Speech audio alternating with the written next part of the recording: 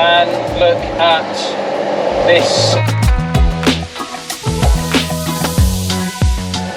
So we have to go and collect it because it's non-runner and it doesn't roll actually. So we've got quite a bit of work ahead of us. So we've got the full gang going today, and let's see if we can get it on the back of the lorry, back to the units, and let's get stuck into the restoration.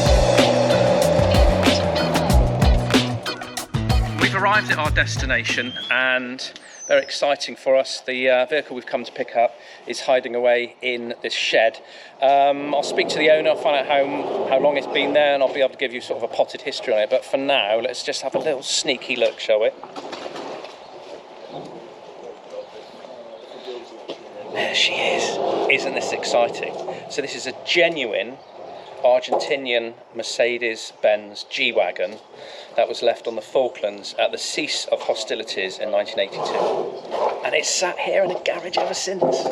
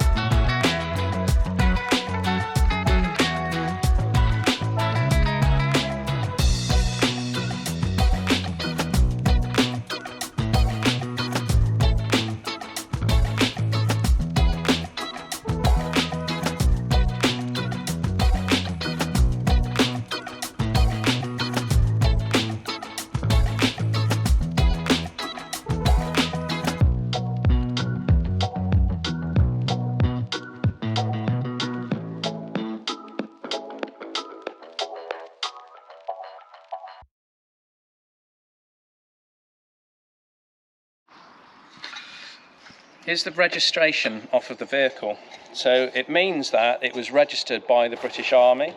The CV means captured vehicle, so anything that the British Army managed to seize from the enemy in the Falklands, if they decided to register it, then it would end up with something like this. Now we can't promise that this is off of this particular vehicle because it was found with it, but certainly this absolutely clearly shows that this was integrated into the British Army at some point. So we're going to open up the door now and have a look at it, and we're just super excited about finding something that has not been touched. Now, to be honest, I've put my head around there. It looks like it's had a bit of a paint job at some point in the past, so we're not probably in the original colours, but that's besides the point. I've had a look inside and it's still got the original rifle holders for the FNFALs.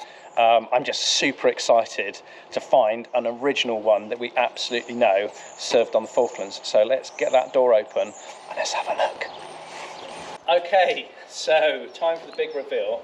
Let's have a look at what we've got. There we are. Look at that. Feast your eyes. So I don't actually know the manufacture date at the moment. We'll find that out when we start having a closer look at it. Probably 1980, 1981, so this was 1982. So let's have a look under that bonnet and see what engine we've got, because that will help sort of age it. Right, there we go. It's a heavy bonnet. They're heavier than the Peugeots. I mean, it doesn't got the same bonnet strap over there either. No, it's just got the... Seen a lot of differences immediately, and the first thing I've noticed is it's petrol. So there is the distributor. We've got a petrol Mercedes engine, we've got a carburettor, 24 volts, and this is left-hand drive, left-hand drive, yeah. Oh, it is, isn't it? So what's different with the size of the batteries then? They're quite small, aren't they, compared to... Yeah, and the airbox is the airbox there on the Peugeot? I think it's a different place. No, the airbox is mounted on the bulkhead, isn't it? No, the airbox is down here, so it's just because it's further back. But there we go, there's a Mercedes sign there. There's your date plate. I don't know if it's got a date, we'll look at that later and see if it's got a date on it. Windscreen wiper motor, the same as the Peugeots we usually use. But yeah, everything, and it looks like it's got power steering as well. That's what this unit is. This is all shielded, so that's because for radio use.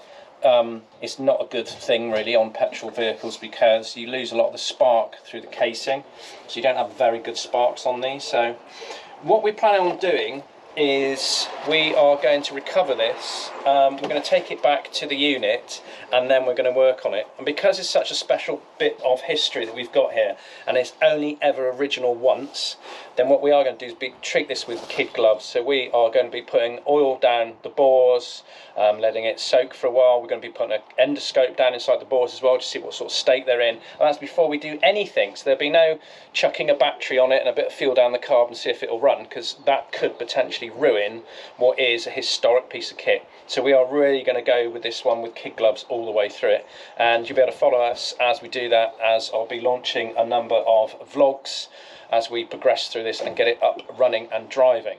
But for now, I've been informed that the front tyre, the front wheel is locked on. So we're going to try and do is rock this now between all of us and see if we can sort of free it off. If not, we'll get a winch involved and winch it out. But yeah, really exciting to see something. And it looks really original, doesn't it? It's really not been mucked about with. This is probably the original colour underneath. I don't know. We'll have to do a bit of research. I believe there are photographs of this actually possibly in service, but definitely on the Falklands. So we're going to try and dig those out, and that'll form part of one of our later vlogs. But just for now, it's all hands to the pump. Let's get this out from where it's been resting for the last 20 odd years. Let's get it on the lorry and let's get it gone.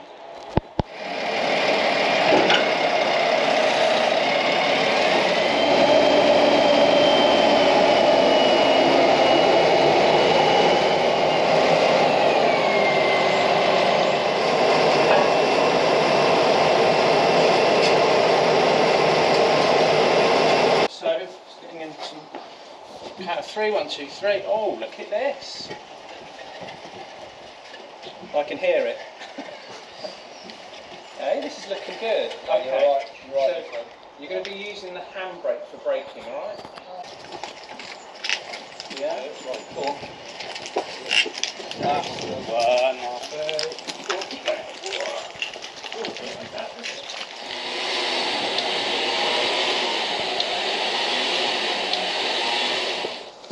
So what we're going to do now is going to winch it on the back. So there's a little lesson I learned when I was in the army, and that was never ever stand over the top of a winch rope, because if it snaps or it moves and it can come up, and obviously if you've got one leg over one side and one over the other, then it's good night Mr. Ghoulies. So what we're going to do is, if you do have to cross it anytime you do this, and you actually physically walk on the cable. So there you go. So you shouldn't do that when there's under tension, but if you do need to go across one for whatever reason, then you always stand on the cable and then over. Okay.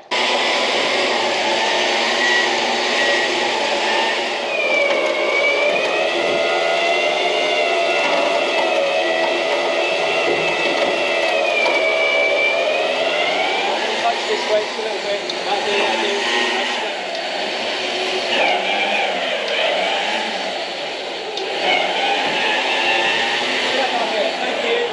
Spare tyre and rim. I don't think that the Argentinians installed any of these snow boxes on theirs, but you never know. So we better take this just in case? No. You want it? We'll leave that there. Okay, and there's all this stuff under here as well. No, it's in the garage. Oh, right, okay. There's more. Alright, keep going. Right, John, follow me in. Now, if you want to see the ultimate man cave, come and have a look at this. The owner said I can have a look. Wow. I'm in my element. Look at this. We've got pillar drills. Look at this one here. It's ancient. There's another drill here as well. Fantastic. Oh, this is paradise for me. All I need is a bed in here, maybe a and open a fire of some description. And a few glasses of port. Wow. Okay, time waits for no man. Let's get on with it. What else have we got? Vin. So, vin, French, jerry can. Vin meaning wine, and indeed they did actually fill these up with mostly red wine, and these were served out to the combatants when they were on exercise, or actually in the front line. So yes, actually does or did contain wine. I think we've got a couple more smaller ones here as well, but we'll have a look at that. That looks a little like German ones to hold oil for cleaning of guns and stuff. But lovely little cute little jerry can there. That'd be nice. I'd probably have it filled with beer though. They'd all gone.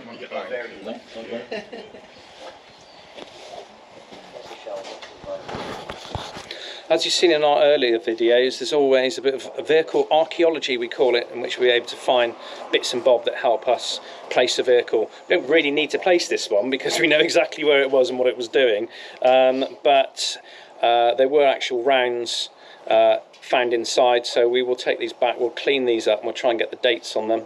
Hopefully it won't be post 1982, because I don't think this was used by the forces after that date. I believe it was purchased in the Falklands.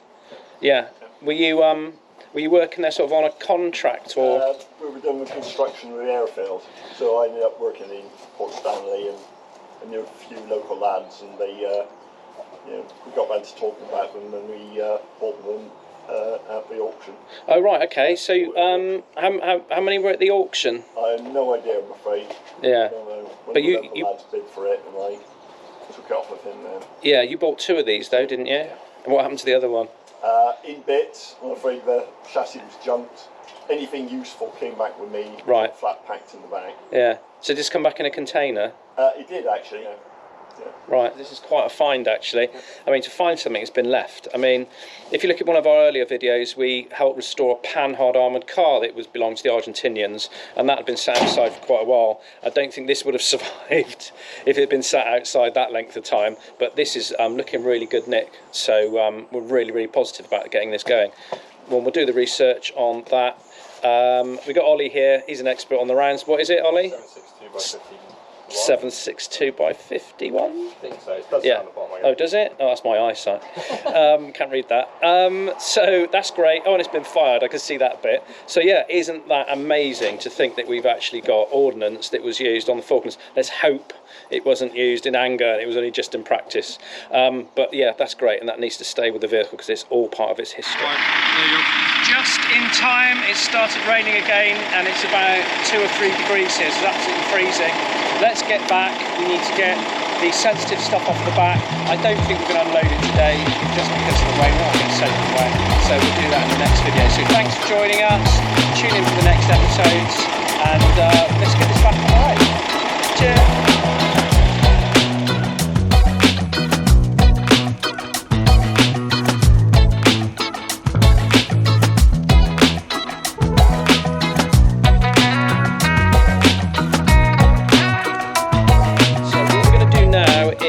We've got the whole gang here. I'll just go around, you recognise most of them. There we go, look at all of these people getting really excited about the hard work ahead. So we will